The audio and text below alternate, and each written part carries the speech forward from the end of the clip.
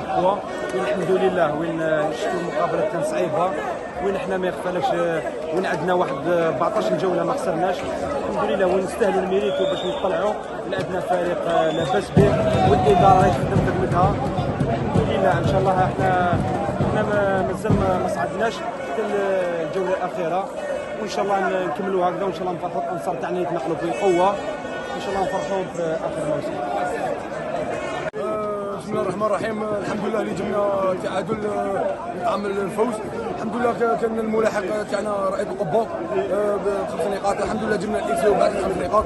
حنا كما يقول لك مازال 4 تاع ماتش باش نكونفيرموا المحترف الاولى باذن الله. نشكر الطاقم الاداري الطاقم الفني خاصه لي جوا اللي كانوا حارين الدقيقه تاع لاكيرتا ثاني لعب الدور في المقابله تاع اليوم. ونشكر الجمهور تاعنا اللي ساندنا الدقيقه تاعنا رغم الصعوبات اللي كان اللي ما دخلوش، الحمد لله ومازال الخير جاي، وان شاء الله كما يقول لك مازال الصعود حتى الرمق التالي هو في معسكر باذن الله.